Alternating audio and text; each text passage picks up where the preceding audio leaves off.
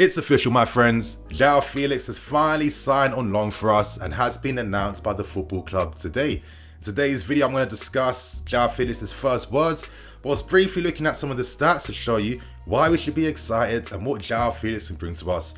Later today, there's going to be a more in-depth video talking about how he can be used, so make sure you guys stay tuned for that. But to end things, we discuss player exits as Atletico Madrid are making inquiries for Aubameyang, and we talk Pedro Porro because we're now beating Spurs to the right wing back signature. So I hope you guys are gassed and excited for today's videos. If you're happy to see Joao Felix signing, please show that in the like button. Let's be ambitious and let's get over 2k likes for Joao Felix. I hope you guys enjoy, and getting straight into things, Joao Felix is officially announced. He signs on loan until the end of the season. He is going to wear the number 11 shirt, so there's going to be a lot of weight on that number, but I feel like Felix has the quality and techers to be able to rise to the occasion.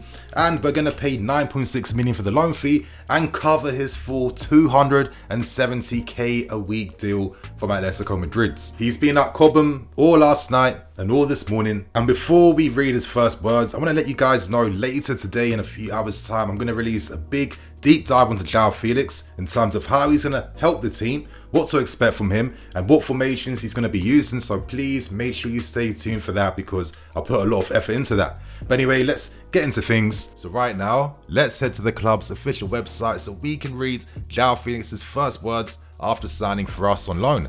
As it says right here, the Portuguese attacker will be part of the squad for the remainder of the season, having moved to Stamford Bridge on loan from Atleti. Of course, 23 years old, previously playing for Benfica, a very skillful and stylish attacker. Joao Felix is most effective when roaming fluidly across the forward line and involving himself in the build-up play.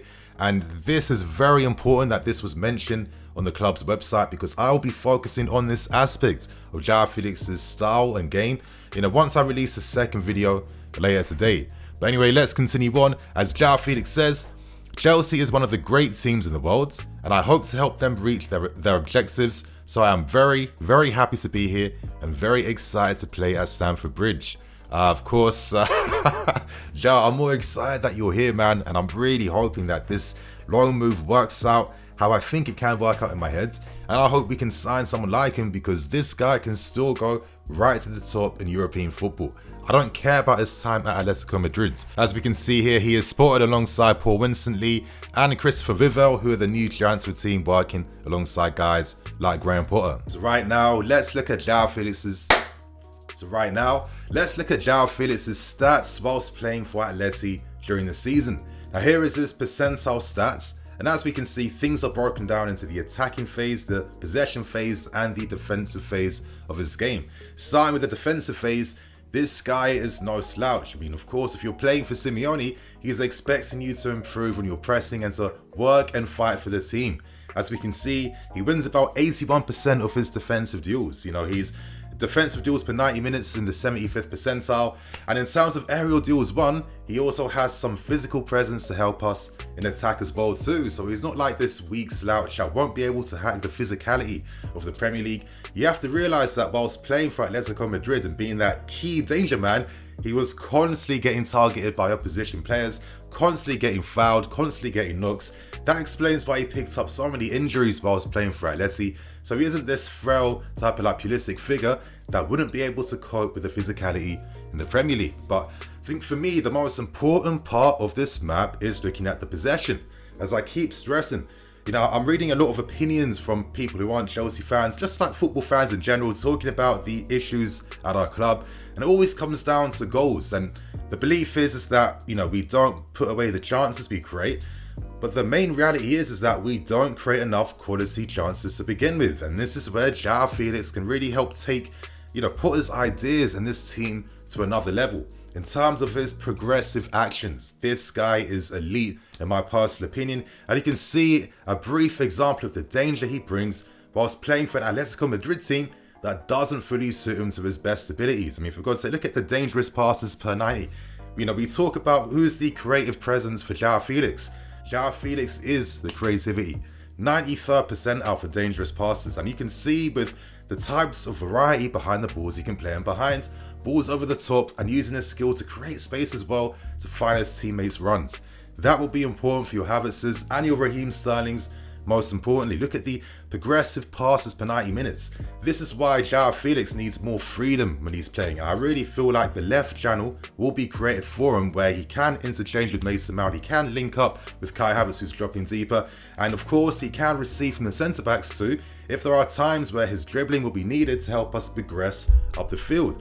This is what Joao Felix can bring, and this is what he can do. 90.5%. There is purpose and accuracy behind everything he's doing. Of course, in terms of the attacking contributions, listen, that's going to naturally skew. It has lowered this season compared to last season, but that can change whilst playing for a team that suits him more, because we'll have more of the ball in the opponent's half. We'll be controlling more of the possession in our opponent's half compared to how Atletico Madrid play. With Atleti, they are more passive, they're more protective. You know, if they have the lead, or if they're defending, they drop their lines all the way back, you know, similar to like an Antonio Conte. You know, they have the team shape very deep and compact. And if you're someone like Joao Felix, but you might not be touching the ball, you have no link-up options, or you're isolated by yourself, come on, you're not Superman, you're not Lionel Messi, who'll be able to run things by himself. It's not going to work. So right now, this is a brief idea behind what Joao Felix can bring to this team. And for me, it's that creative part. It's the build-up phase. We're not as excellent as we used to be in those areas. And I feel like with someone like a Joao Felix, with that dribbling ability that he has, that can really help unlock a lot of spaces and more opportunities in our team. So as I said, you guys, later on, I'm going to be releasing a big video just deep diving how we can use him, what formations he can play in, and just more details about his game. It's taken me a while. Hopefully the video won't get blocked anymore, so I can release it around like 3 p.m, 3:30 max UK time. So make sure you guys stay tuned if you want the best in-depth analysis of how Joao Felix can actually work signing for us. But regardless, I'm gassed, I'm pumped, I'm excited. I love players like this. I've always liked Joao Felix, and I'm hoping he has a banger of a season. Share your thoughts and opinions. Are you excited, or are you still skeptical? Let us know below. And right now we move on to another big story, and we turn our attentions back to the Portuguese league. No, it's not any more Enzo Fernandez news. I'm not gonna lie, last night after he celebrated the Benfica fans after scoring, when I saw him do that and pointing to the crest, the pain I was feeling right then is mad. But I'm not gonna lie to you, listen, he did his bit, yeah. You can't get a guy to go against the club that put him on if you don't have plans to pay the full money to get him out there as quickly as possible. I think that's a bit of a disrespectful move. Who knows if things are really over? Right now, it's not looking too great, but hopefully we can at least make a move for this guy in the summer. Regardless, there is another player that is taking our attention right now in the form of Sporting Lisbon's Pedro Porro. Now, originally he came from Man City's youth academy. He's been just rising up the ranks during his career so far. He did well at Girona in La Liga. He's found himself at Sporting Lisbon, and right now he's arguably one of the strongest right-sided defenders in the league. Now, naturally, we know as Chelsea fans, we have not had competition, real good solid backups to Reece James since Reece James broke into this scene. Azpi, for me, he is important for a squad. He has the leadership, the respect, those intangibles that you need. But, you know, his game has gone down a little bit because the physical aspect behind his game is not quite the same. We need someone that can help support the attack, that is important in the build-up phase and can bring some dynamism and creativity in the final third.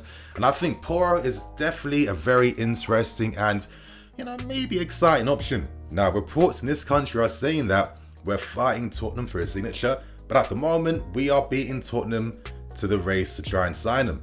Now, currently, he has a 45 million release euro clause at Sporting Lisbon. I think that's around £38 million, so it's a bit steep, but it's not as expensive as trying to sign a Denzel Dumfries. You know, one of the issues that we're having right now is that a lot of players don't really feel like it makes sense to sign for us too, because we have Reece James, and I'm not going to lie, you can actually argue that Reece James is top 3 right backs, wing backs in world football. I mean, realistically, he gets into any team in the world, and most players aren't good enough to get past him, really. But regardless, I feel like with Reece James's injury history, there are minutes available in this team. And I think at times, you know, we need to manage the minutes of our best players. They can't play week in, week out. If there's opportunities for rotation, we must take them. I think that's why Man City are so successful, because Man City will rotate. When we look at their defense, Akanji, Aki, Laporte, Stones, they all get regular minutes. They're all used equally well. And I just feel like we have to move past relying upon using our key players week in, week out for every single game. So why is Pedro Porro an interesting guy? Now, I think for me, I kind of get like maybe similar-ish like vibes to Reece James, actually. And I don't mean in terms of like how he actually plays the game, but I mean in terms of that influence he has on the field at Sporting Lisbon. Now, one of the best aspects about Porro's game is his decisiveness in the final third. It's the accuracy of his crosses and his passes and creativity in the final third. He's a very unpredictable player. Like, for example, if he's going to put a cross inside the box on the right hand side, he probably has 5 or 6 ways he can do that. He can make an underlapping run, he can make an overlapping run, he can take on his man 1v1 and then whip in a dangerous ball inside the box. He can link up to combine. There's a lot of variety too behind like the crosses he plays and the way he uses his dribbling style. Like, Porro has the La Croqueta technique, and I feel like for my elite style, you know, top tier wing backs, full backs, I love when they have that La Croqueta like technique in their game, because it allows you to maintain full momentum whilst changing your body direction just like that while still controlling the ball. I feel like that's definitely a top skill to have, and I like that he has that, and I think that he's the type of guy that combines very well with a winger on the outside. That is the most important thing here. In terms of the build-up phase, in terms of his attacking play down the right-hand side, there's a reason why he ranks high for assists created, and there's a reason why his goal scoring and assist record is actually very, very high. So honestly, in terms of the options that we can actually secure down the right-hand side, there aren't too many available right now. Maybe we could wait for Livramento, but I think right now for this season, we need that backup instantly, because Reece James needs to be really looked after, because we can't jeopardize his long-term future. I'm sorry, we can't let that happen.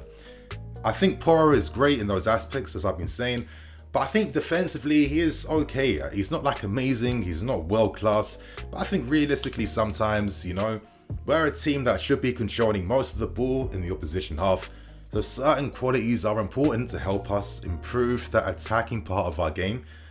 Sometimes you have to accept certain weaknesses, but I don't think Porro's weaknesses are that severe that he would be like a liability in this team. So let's see how the story continues to progress. I know that a lot of you guys are big fans of Pedro, and let's see if this move can be completed in the end. So right now, my friends, let's end things with the final story, and we talk player exits. 3 names being discussed: Aubameyang, Pulisic, and Hakim Ziyech. Now we start with Aubameyang. During the Joao Felix negotiations, Atleti were proposing Aubameyang's name quite a lot, and they have now made inquiries over his availability. I'd imagine that Porto would be okay to sell Aubameyang. Now, it's a bit of a funny one. Aubameyang has been mid, but I'm not going to stand here and pretend that this was not to be expected. Aubameyang is a counter-attacking striker. At Barcelona, where he got lots of his goals and kind of like found his form again, they play counter-attacking football under Xavi. He relies upon the service of his teammates. He's not going to be in the team to press from the front and win aerials. He needs that service from his teammates. Currently, we are not the type of team that can really benefit and profit from that. I mean, yeah, I guess hypothetically, you could kind of combine well with Joao Felix, but we need that balance of like, you know, pressing from the front that I don't think we could afford to have with both Aubameyang and Felix in the same team together. Atleti currently, they've lost Cunha, they've lost Joao, and I think it's interesting that all the young guys that they're hoping will take over from your Griezmanns and Costas and so many of them are leaving because they just can't really work under Simeone. Aubameyang would make sense for them. Of course, I can imagine him combining quite well with Griezmann, and he suits their counter-attacking style where he's not relied upon to press from the front and really be that type of figure. So if something happens there, I'm not going to be opposed to it, but currently, you know, he's got 5 goals and 15 appearances. In terms of Chelsea striker standards, I think that's like the average and norm, right? Which really isn't saying much, but I'm not going to pretend that Aubameyang is anything other than what he's supposed to be. So really, we don't need that type of striker in this team, and it can kind of put us at a massive disadvantage because we don't have the quality to give him that type of service. So let's see if he can find himself going to Atleti. That would be a big benefit for us and could help us save a lot of money in terms of the wages that Aubameyang is currently earning. So you guys, that's the news today. Joao Felix is secured. Who else can we secure before this month ends? It's going to be incredible. But honestly, I'm so excited that Joao Felix is signed for us. I hope you guys are just as excited as me. On that note, I'm the EFC. This is BlueLionsTV. I'll see you guys later today with some more videos. Cool.